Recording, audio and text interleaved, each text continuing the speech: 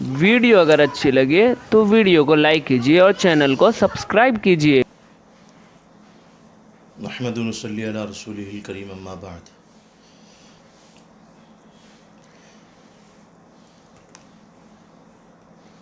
آج کے جمعہ میں آپ حضرات کے سامنے سورہ بقرہ کی آیت نمبر 30 کا ترجمہ اور اس کی تفسیر بیان کی جا رہی ہے۔ تفسیر شروع ہو رہی ہے۔ اعوذ باللہ من الشیطان الرجیم، بسم اللہ الرحمن الرحیم۔ وَإِذْ قَالَ رَبُّكَ لِلْمَلَائِكَةِ إِنِّي جَاعِلٌ فِي الْأَرْضِ خَلِيفَةً قَالُوا أَتَجْعَلُ فِيهَا مَن يُفْسِدُ فِيهَا وَيَسْفِكُ الدِّمَاءَ وَنَحْنُ نُسَبِّحُ بِحَمْدِكَ وَنُقَدِّسُ لَكَ قَالَ إِنِّي أَعْلَمُ مَا لَا تَعْلَمُونَ۔ صدق اللہ العظیم۔ آیت کا ترجمہ یہ ہے، اور جب کہا تیرے رب نے فرشتوں سے، بلا شبہ میں زمین میں ایک خلیفہ پیدا کرنے والا ہوں، تو انہوں نے کہا کیا تو پیدا کرے گا اس میں جو فساد کرے گا زمین پر اور خون بہائے گا، اور ہم تیری تسبیح بیان کرتے ہیں تیری حمد کے ساتھ، تیری تعریف کے ساتھ، اور ہم تیری پاکیزگی بیان کرتے ہیں۔ تو اللہ نے فرمایا بلا شبہ میں جانتا ہوں ان چیزوں کو جو تم نہیں جانتے۔ یہ تو ترجمہ ہوا۔ اب اس کا لفظی ترجمہ یہ ہے، سب سے پہلا لفظ ہے قالا۔ قالا کا لفظ قول اور قیل سے ہے۔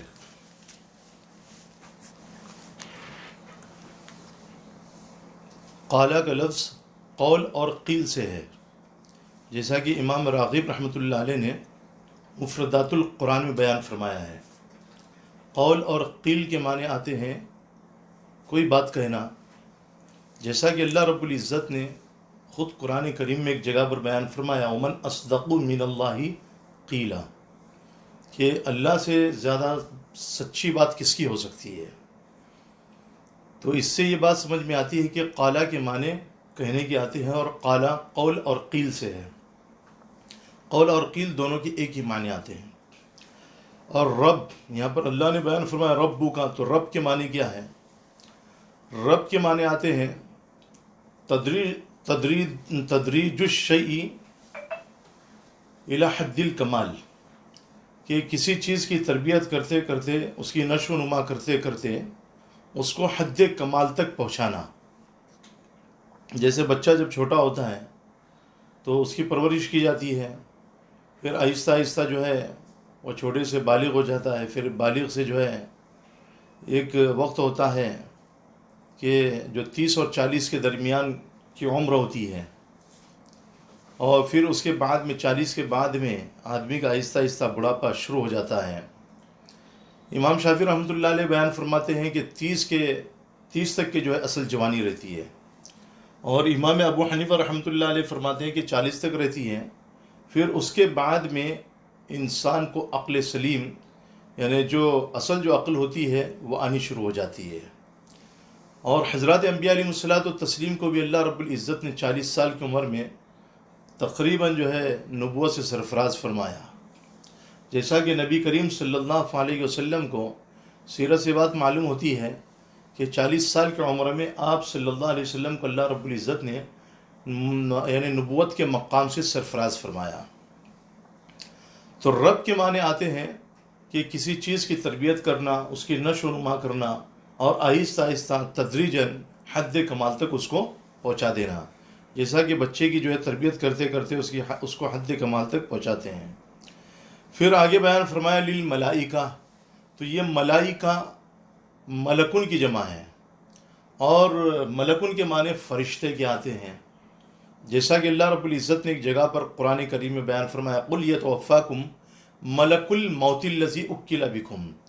تو یہاں پر ملک کا جو لفظ ہے یہ واحد ہے، یعنی قل یتوفاکم میں، اور یہاں پر للملائکہ یہ جمع کا لفظ ہے۔ پھر آگے بیان فرماتے انی جاعل فی الارض خلیفہ، دیکھو ملک جو ہے نا فرشتے کو کہتے ہیں، اور فرشتہ چونکہ اللہ کی طرف سے پیغام لاتا تھا انبیاء علیہ الصلوۃ والتسلیم کے پاس میں، تو اس لیے اس کو جو ہے ملک کہا جاتا ہے۔ پھر آگے ایک لفظ ہے خلیفہ۔ خلیفہ کے معنی کیا ہے؟ خلیفہ کے معنی آتے ہیں نائب ہونا، قائم مقام ہونا۔ اب یہ نائب ہونا چاہے کسی کی غیر حاضری کی وجہ سے ہو، یا کسی کی موت کی وجہ سے ہو، یا کسی غرض کی وجہ سے ہو، یا عزت اور تکریم کی وجہ سے ہو، یعنی کسی کو عزت دینا مقصود ہوتا ہے، اور کسی کو جو ہے ایک مرتبہ اور ایک مقام دینا مقصود ہوتا ہے، تو اس کی وجہ سے، مقام کی وجہ سے، مرتبے کی وجہ سے۔ تو یہاں پر اللہ رب العزت نے جو مقام اور مرتبہ حضرت آدم علیہ السلام کو عطا فرمایا، تو ان کو جو ہے خلیفہ بنایا گیا، اور یہ خلافت ان کو مقام اور مرتبے کی وجہ سے ملی ہے، غائب ہونے کی وجہ سے نہیں ملی، کیونکہ اللہ رب العزت تو غائب ہے ہی نہیں۔ اور اسی طریقے سے اللہ کے اوپر موت بھی طاری نہیں ہونے والی، یا اسی طریقے سے کسی غرض کی وجہ سے ہو، تو اللہ کو کوئی غرض بھی نہیں ہے مخلوقات سے۔ تو امام راغب رحمۃ اللہ علیہ نے فرمایا کہ آدمی جو خلیفہ ہوتا ہے تو غائب ہونے کی وجہ سے ہوتا ہے، یا تو موت کی وجہ سے ہوتا ہے، یا کسی غرض کی وجہ سے ہوتا ہے، یا عزت اور مرتبے کی وجہ سے۔ تو یہاں پر چوتھے معنی مراد ہے، امام راغب رحمۃ اللہ علیہ نے بیان فرمایا۔ تو بہرحال یہ جو ہے لفظی معنی تھے۔ آگے اللہ رب العزت نے بیان فرمایا قالو، انہوں نے کہا۔ اب انہوں نے کس نے کہا؟ فرشتوں نے کہا۔ اور کیا کہا فرشتوں نے؟ اتجعل فیہا، کیا تو زمین میں بنائے گا یا پیدا کرے گا؟ جعل یجعل جعلن، اس کے معنی ایک تو بنانے کے آتے ہیں، الحمدللہ الذی خلق السماوات والارض وجعل الظلمات والنور، تمام تعریف اس اللہ کے لیے ہے جس نے آسمان و زمین کو پیدا کیا، اور جس نے ظلمات اور نور کو بنایا۔ یہاں پر جو ہے بنانے کے معنی نہیں ہے، بلکہ ظلمات اور نور کو پیدا کرنے کے معنی ہیں۔ تو جعل یجعل کے معنی آتے ہیں، ایک تو بنانے کے آتے ہیں، اور دوسرے جو ہے پیدا کرنے کے بھی آتے ہیں۔ جیسے الحمدللہ فاطر السماوات والارض جاعل الملائکہ، کہ جو فرشتوں کو بنانے والا ہے، یعنی پیدا کرنے والا ہے، رسلا اولی اجنحۃ مثنی وثلاث ورباع۔ تو بہرحال یہ تو جو ہے لفظی بحث ہے۔ پھر آگے بیان فرمایا من یفسد، یفسد کا جو لفظ ہے یہ فسد سے ہے، اور فسد کے معنی آتے ہیں کہ کسی چیز کا حد اعتدال سے خارج ہو جانا، نکل جانا، چاہے وہ خارج ہونا، نکل جانا کسی کمی کی وجہ سے ہو یا ذاتی کی وجہ سے ہو، یعنی چاہے وہ کم ہو یا زیادہ ہو۔ بعض دفعہ آدمی ایسا ہوتا ہے کہ جو حد ہوتی ہے اس حد سے جو ہے آدمی خروج کر جاتا ہے، نکل جاتا ہے، اور وہ نکلنا جو ہے کبھی کمی کے ساتھ میں ہوتا ہے، یعنی تھوڑا نکلتا ہے، اور بعض دفعہ ایسا ہوتا ہے کہ آدمی بہت زیادہ نکل جاتا ہے۔ بعض دفعہ جو ہے تھوڑا نکلتا ہے، بعض دفعہ جو ہے نا بہت زیادہ نکل جاتا ہے، تو اس کو جو ہے فسد کہتے ہیں۔ جیسے اللہ رب العزت نے قرآن کریم میں ایک جگہ پر بیان فرمایا لفسدت السماوات والارض، کہ آسمانوں میں اور زمینوں میں البتہ فساد ہو گیا۔ اور دنیا میں سب سے بڑا فساد کیا ہے؟ دنیا میں سب سے بڑا فساد کفر کرنا ہے، شرک کرنا ہے۔ اس سے بڑا فساد جو ہے دنیا میں کچھ اور نہیں ہو سکتا۔ وَيَسْفِكُ الدِّمَاء، اب یہ سفک یسفکو سفکن، اس کے معنی آتے خون بہانا، جیسا کہ قابل نے حابیل کا جو ہے خون بہایا، اور اسی کی طرف جو ہے فرشتوں نے اپنی ایک رائے بھی دی، ایک مشورہ یعنی ایک رائے دی۔ وَنَحْنُ نُسَبِّحُ بِحَمْدِكَ وَنُقَدِّسُ لَكَ، سبح یسبح تسبیحا، اس کے معنی آتے ہیں اللہ کی پاکیزگی بیان کرنا، اور حمد کے معنی آتے ہیں اللہ کی تعریف بیان کرنا۔ اور آگے بیان فرماتے ہیں وَنُقَدِّسُ لَكَ، اللہ کی پاکیزگی بیان کرنا، اور خوب پاکیزگی میں جو ہے مبالغہ کرنا۔ اور اللہ رب العزت کی ذات ایسی ہے کہ جو پاکیزگی کی، جس کی شان ہے پاکیزگی بیان کرنے کی۔ تو بہرحال یہاں پر جو ہے ایک لفظ ہے وَإِذْ، حضرت امام ابو عبیدہ رحمۃ اللہ علیہ بیان فرماتے ہیں کہ اس کا لفظ جو ہے نا یہاں پر زائد ہے، لیکن ابن جریر رحمۃ اللہ علیہ نے اس کی تردید کی ہے، کہ اس کا لفظ یہاں پر جو ہے نا زائد نہیں ہے، زیادہ نہیں ہے. قرآن کریم میں کوئی لفظ بھی جو ہے نا زائد نہیں ہے، بلکہ ہر لفظ کے کوئی نہ کوئی معنی ضرور ہے. اس بات کو جو ہے سمجھنا ضروری ہے. بعض لوگ کہتے ہیں نا کہ بھئی یہاں پر یہ چیز زائد ہے، قرآن میں یہ چیز زائد ہے. کوئی چیز زائد نہیں ہے. تو ابن جریر رحمۃ اللہ علیہ نے اس کی تردید کی ہے. تو بہرحال وَإِذْ قَالَ رَبُّكَ، اور یاد کرو اس وقت کو جب کہ کہا تمہارے رب نے فرشتوں سے. تو اب یہاں پر جو ہے اللہ رب العزت بیان فرما رہے کہ اللہ رب العزت زمین میں اپنا جانشی بنانے والا ہے. اب یہ جانشی جو ہے بنانا تھا تو عزت کا مقام عطا کرنا تھا اور ایک مرتبہ عطا کرنا تھا، اور یہ سلسلہ قرنوں تک جو ہے نا چلتا رہے گا، قیامت تک کے جو ہے چلتا رہے گا. ایک صدی کے بعد دوسری صدی میں، دوسری صدی کے بعد تیسری صدی میں، جیسا کہ حضرت آدم علیہ الصلوۃ والتسلیم سے سلسلہ شروع ہوا اور یہ قیامت تک کی جو ہے نا سلسلہ چلتا رہے گا. ایک جگہ پر اللہ رب العزت نے خود قرآن کریم میں بیان فرمایا هو الذی جعلکم خلائف فی الارض، وہی اللہ ہے جس نے تم کو زمین میں خلیفہ بنایا. خلائف یہ خلیف کی جمع ہے، خلیفہ کی جمع ہے. اور خلیفہ کے معنی آپ کے سامنے بیان کر دیے گئے کہ بھئی خلیفہ کے کیا معنی ہوتے ہیں، اور خلیفہ جو ہے کس کو کہا جاتا ہے، نائب کو کہا جاتا ہے یا قائم مقام کو کہا جاتا ہے. اور ایک جگہ پر اللہ رب العزت نے 20ویں پارے کے شروع میں سورہ نمل میں بیان فرمایا وَيَجْعَلُكُمْ خُلَفَاءَ فِي الْأَرْضِ، اور اللہ رب العزت تمہیں زمین میں خلیفہ بنائے گا. اور ایک جگہ پر اللہ رب العزت نے بیان فرمایا اگر اللہ رب العزت چاہتا تو تمہاری جگہ پر فرشتوں کو تمہارا خلیفہ بنا دیتا. لیکن اللہ رب العزت جانتے ہیں نا کہ فرشتہ جائے گا اور وہ خلیفہ بنے گا تو ظاہر سی بات ہے کہ جو انسان جو کام کرے گا وہ فرشتے سے کام ہونے والا نہیں. تو اس لیے اللہ رب العزت نے فرشتے کے بجائے حضرت انسان کو کیا بنا دیا، خلیفہ بنا دیا. اب اللہ رب العزت نے جب یہ بات فرشتوں کے سامنے کہی کہ میں زمین میں ایک خلیفہ پیدا کرنے والا ہوں، بنانے والا ہوں، تو فرشتوں نے جو ہے نہ بطور اعتراض کے کہا، نہ بطور انکار کے کہا، نہ بطور مشورے کے کہا، کیونکہ وہاں پر تو جو ہے نا اللہ کے سامنے معاملہ بالکل واضح تھا. بھائی مشورے کی ضرورت وہاں پر ہوتی ہے جہاں پر معاملہ واضح نہ ہو، تو وہاں پر مشورے کی ضرورت ہوتی ہے. جیسا کہ آج کل دنیا کا دستور بھی ہے، قانون بھی ہے، اور دینی معاملے میں بھی، دنیاوی معاملے میں بھی جو ہے مشورے لیے جاتے ہیں، کیونکہ انسانوں پر معاملہ جب واضح نہیں ہوتا ہے تو مشورے سے کام لیا جاتا ہے. تو اللہ رب العزت کو جو ہے کسی کی مشورے کی ضرورت نہیں تھی. تو اللہ رب العزت کے سامنے جو ہے فرشتوں نے نہ بطور اعتراض کے کہا، نہ بطور انکار کے کہا، نہ بطور اعتراض کے کہا، نہ بطور مشورے کے کہا، اور نہ بطور حسد کے کہا. کہ فرشتوں کے اندر یہ بھی چیز نہیں تھی کہ بھئی انسان جو پیدا ہونے والا تھا اس کے بارے میں ان کے دل کے اندر جلن تھی یا حسد تھا. اب فرشتوں نے جو ہے یہ چیز کیسے کہہ دی؟ اب فرشتوں کو جو ہے یہ کیسے معلوم ہوا کہ وہ زمین میں پیدا ہونے کے بعد میں جب خلیفہ بنے گا تو خلیفہ بننے کے بعد میں وہ زمین میں فساد مچائے گا، زمین میں جو ہے خوریزی کرے گا؟ تو فرشتوں کو یہ کیسے بات معلوم ہوئی؟ اب چونکہ جب اللہ رب العزت نے اس دنیا کو بنایا تھا تو اس دنیا میں انسان کو پیدا کرنے سے پہلے جنات اس دنیا میں بسا کرتے تھے. جنات کی آبادی بہت زیادہ تھی. تو جنات کے طبیعت کو دیکھ کر کے فرشتوں نے جنات پر انسان کو قیاس کیا کہ جیسے جنات اس دنیا میں رہ کر کے فساد کر رہے ہیں اسی طریقے سے جو ہے انسان بھی فساد کرے گا. اور دوسری بات یہ کہ اللہ رب العزت نے یہ بھی فرمایا تھا کہ میں مٹی سے جو ہے پیدا کرنے والا ہوں.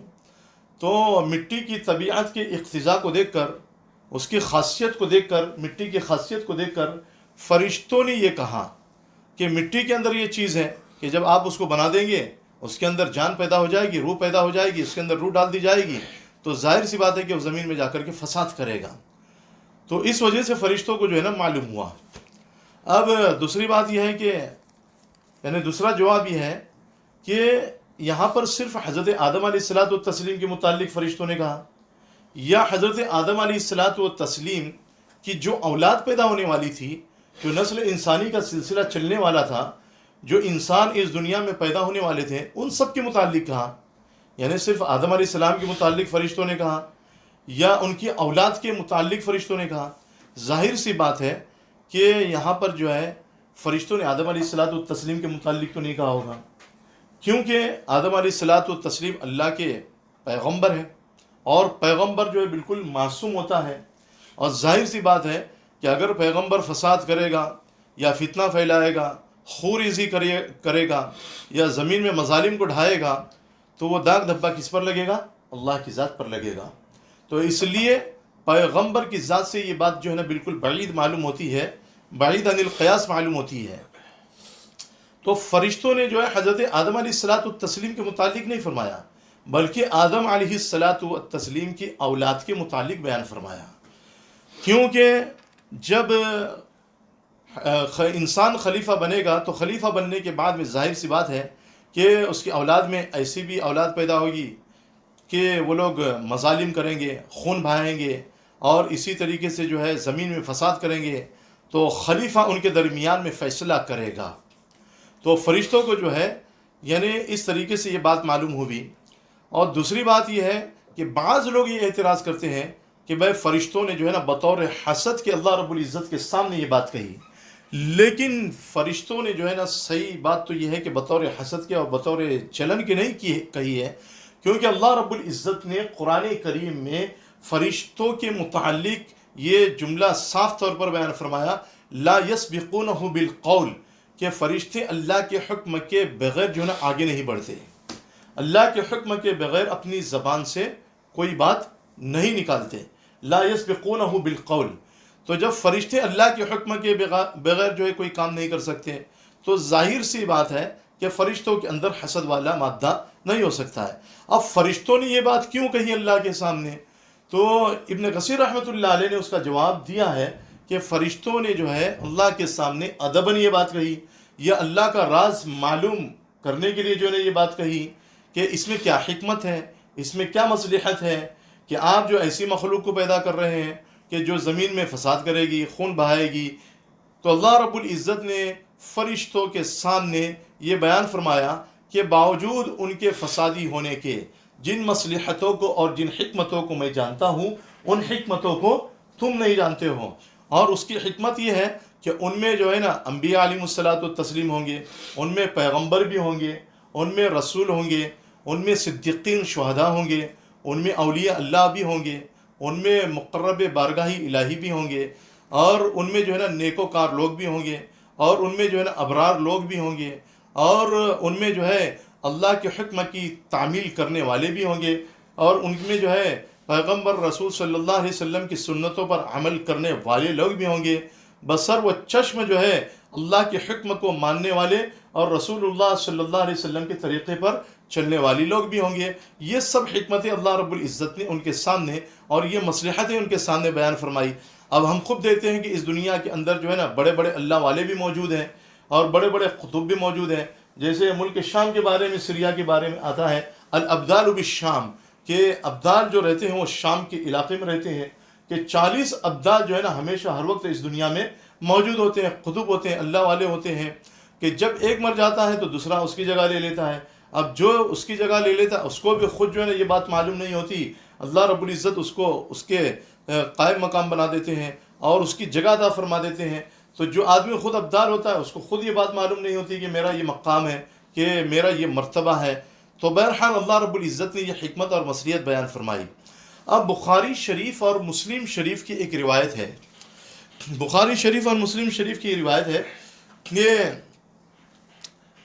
صبح کے فرشتے جب صبح میں آتے ہیں تو صبح میں آنے کے بعد میں اللہ کے بندوں کو، یعنی جو ایمان والے ہیں، ان کو صبح کی نماز میں پاتے ہیں، پھر وہ جو ہے نا عصر کے بعد میں جو ہے نا چلے جاتے ہیں، پھر اس وقت بھی رات کے فرشتے آتے ہیں، اور رات کے فرشتے جب آتے ہیں تو وہ رات کے وقت میں جو ہے عصر کی نماز میں لوگوں کو پاتے ہیں، پھر اس کے بعد میں صبح کے وقت میں وہ فرشتے جاتے ہیں۔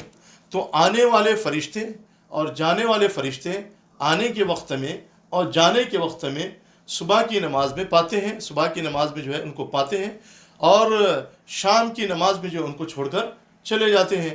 تو جب اللہ رب العزت کے یہاں جب اللہ رب العزت ان فرشتوں سے پوچھتے ہیں کہ تم نے میرے بندوں کو کس حالت میں پایا، کس صورت میں پایا، تو وہ فرشتے کہتے کہ اے اللہ جب ہم گئے تھے تو ہم نے ان کو نماز میں پایا، ہم نے ان کو جو تیری عبادت کرتے ہوئے پایا، اور جب ہم آئے تو اس وقت میں بھی عبادت میں لگے ہوئے تھے۔ جب رات کے فرشتے جواب دیتے ہیں کہ اے اللہ جب ہم گئے تھے تو ہم نے بھی جو ہے نا ان کو نماز میں پایا۔ تو یہ حکمت اور مصلحت ہے کہ اللہ کے یہ جو بندے ہیں انسان، یہ ہمیشہ اللہ کی عبادت میں جو ہے نا لگے رہیں گے۔ تو بہرحال اللہ رب العزت نے جو ہے نا صاف صاف بیان فرما دیا کہ جو کام انسان کرے گا وہ کام تم نہیں کر سکتے ہو۔ اس لیے جو امام اشعری رحمۃ اللہ علیہ جو ہے یہاں پر ایک بات بیان فرماتے ہیں کہ اللہ رب العزت نے جو ہے حضرت آدم علیہ الصلاۃ والتسلیم کو تمام چیزوں کے نام سکھلا دیے۔ جیسا کہ میں نے پہلے بھی کہا تھا، الرحمن علم القرآن خلق الانسان علمہ البیان، کہ رحمان وہ ہے کہ جس نے قرآن سکھلایا، علمہ البیان بیان کرنا سکھلایا، کہ اب انسان کو پیدا کیا تو پیدا کرنے کے بعد میں اس کو بیان کرنا بھی سکھلا دیا۔ ظاہر سی بات ہے کہ پیدا کرنے کے بعد میں اس کو بیان کرنا بھی ضروری ہے، تبھی تو لوگوں کو جو ہے نا تمام مقاصد معلوم ہوں گے، تمام چیزیں معلوم ہوگی، تمام چیزوں کے حقائق معلوم ہوگے، اس کے بغیر جو معلوم نہیں ہونے والے۔ تو حضرت عبداللہ ابن عباس رضی اللہ تعالیٰ عنہ آیات کی تفسیر میں بیان فرماتے ہیں کہ اللہ رب العزت نے حضرت آدم علیہ الصلاۃ والتسلیم کو 7 لاکھ زبانیں سکھائی تھی۔ کتنی لاکھ زبانیں؟ 7 لاکھ زبانیں اللہ رب العزت نے حضرت آدم علیہ السلام کو سکھلائی تھی۔ تو اس آیت کریمہ سے جو ہے نا یہ بات معلوم ہوتی ہے کہ زبان کو بنانے والی ذات، لغت کو بنانے والی ذات کس کی ہے؟ اللہ رب العزت کی ہے۔ لیکن اس لغت کو، اس زبان کو الگ الگ شکلوں میں، الگ الگ صورتوں میں انسان نے اس کو ڈھالا ہے۔ یعنی کوئی آدمی جو ہے یعنی مہاراشٹر کا رہنے والا ہے تو مراٹھی زبان بات کرتا ہے، کوئی آدمی جو گجرات کا ہے تو گجراتی بات کرتا ہے، گجراتی زبان میں بات کرتا ہے، کوئی آدمی یو پی کا ہے تو یو پی کی زبان میں بات کرتا ہے، کوئی آدمی جو ہے مدھیہ پردیش کا ہے تو وہ اپنے ہے نا یعنی ملک کے اعتبار سے، اپنے صوبے کے اعتبار سے جو ہے نا صوبے کی زبان میں بات کرتا ہے۔ تو ان ساری زبانوں کا اصل میں پیدا کرنے والا کون ہے؟ اللہ رب العزت ہے۔ تو واسع لغت کا بنانے والا، زبان کا بنانے والا کون ہے؟ اللہ رب العزت ہے۔ تو بہرحال اب یہاں پر اللہ رب العزت نے فرشتوں کے سامنے جو اپنی بات کا اظہار کیا تھا، تو وہ اظہار کرنا بطور مشورے کے تھا یا بطور خبر دینے کے تھا؟ اس چیز کو سمجھنا ضروری ہے۔ حضرت قتادہ رحمۃ اللہ علیہ وہ یہ بیان فرماتے ہیں کہ اللہ رب العزت نے خبر دیا تھا، مشورہ نہیں، کیونکہ اللہ کو تو مشورے کی کوئی ضرورت نہیں ہے۔ مشورہ تو وہاں پر لیا جاتا ہے جب معاملہ واضح نہ ہو، اور اللہ کے سامنے تمام معاملات واضح ہیں۔ لیکن جو حضرت امام سدی رحمۃ اللہ علیہ غالباً وہ یہ بیان فرماتے ہیں کہ اللہ رب العزت نے جو ہے نا یعنی مشورہ لیا تھا، لیکن مفسرین یہ بیان فرماتے ہیں کہ یہاں پر بھی جو ہے نا خبر دینے کے معنی میں ہی ہے، کیونکہ اگر مشورہ لینے کے معنی میں ہو تو یہ بات جو ہے نا بے وزن معلوم ہوتی ہے کہ اللہ رب العزت کسی سے جو ہے نا مشورہ لے، یا جو ہے کوئی اللہ رب العزت کو جو ہے نا مشورہ دے، ایسا نہیں ہے۔ بلکہ اللہ رب العزت نے خبر دیا تھا کہ میں پیدا کرنے والا ہوں۔ اللہ رب العزت نے جو ہے نا مشورہ لینے کے لیے نہیں کہا تھا۔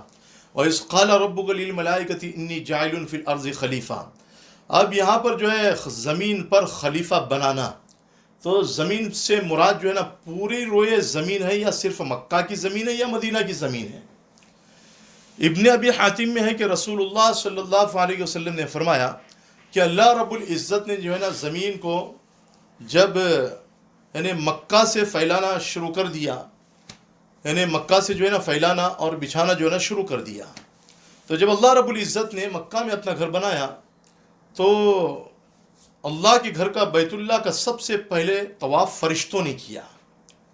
پھر جب انسان اس دنیا میں آ گئے تو انسانوں نے جو ہے طواف کرنا شروع کر دیا۔ تو یہاں پر جو ہے جس راوی نے روایت کو بیان کیا ہے اس نے زمین سے مراد مکہ کو لیا ہے، لیکن ابن کثیر رحمۃ اللہ علیہ نے اس کی تردید کی ہے، کہا کہ یہ راوی کا اپنا خیال ہے، کیونکہ یہاں پر اللہ رب العزت صاحب بیان فرما رہے ارض کہ زمین میں خلیفہ بنانے والا ہے، تو یہاں پر کسی شہر کی تخصیص تو نہیں کی ہے، یا کسی ملک کو تو اللہ رب العزت نے بیان نہیں کیا ہے، بلکہ پوری دنیا میں جتنی بھی زمین ہے نا، مشرق سے لے کر مغرب تک اور شمال سے لے کر جنوب تک، پورے روئے زمین پر خلیفہ اللہ رب العزت بنانے والا ہے۔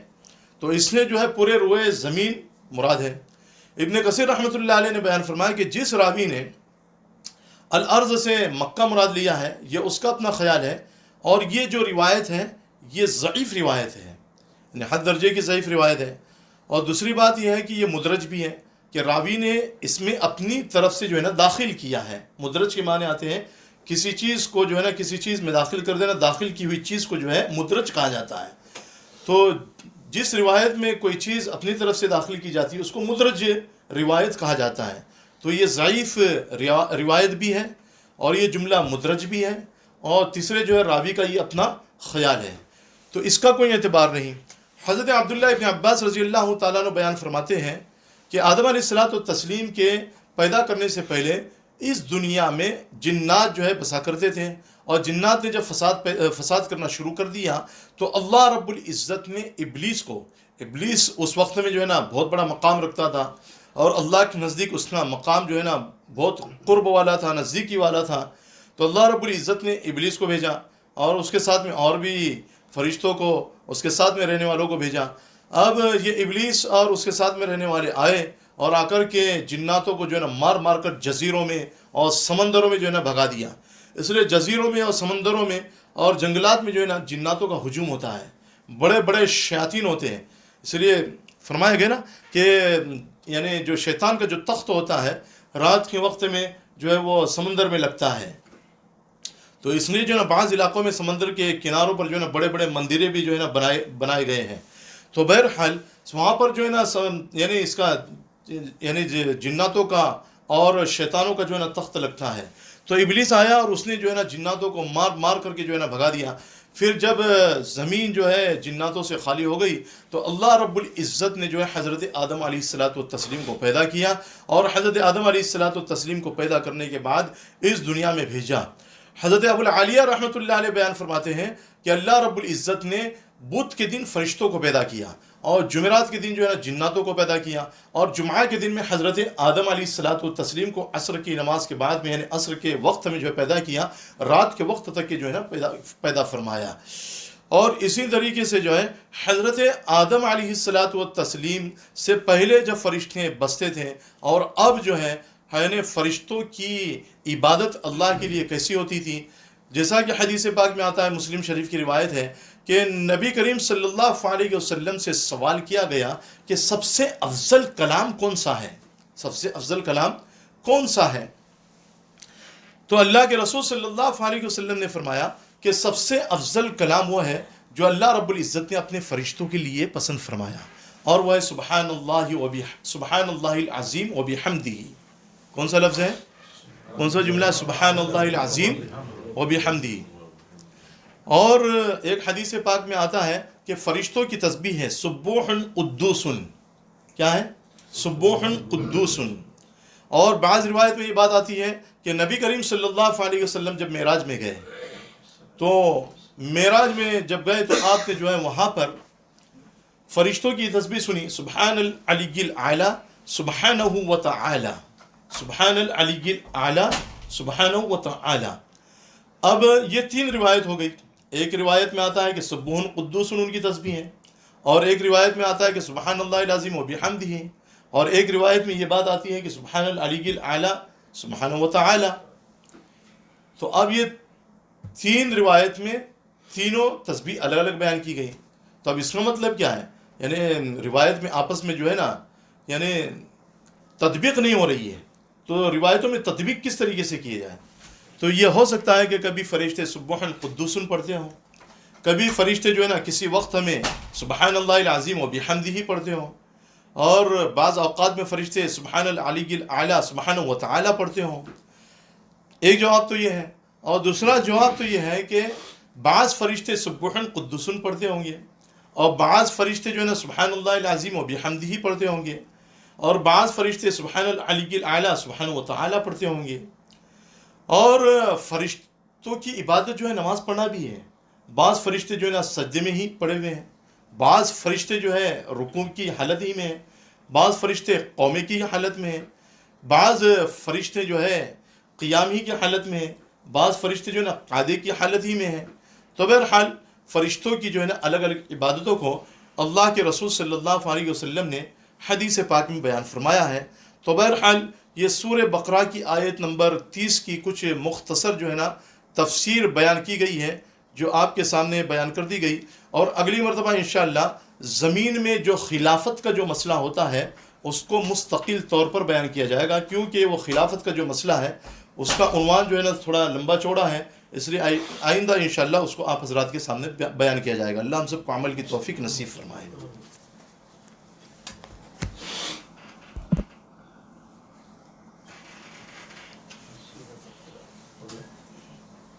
اچھا، یہ ابلیس جن ہے یا پھر یہ فرشتہ ہی تھا؟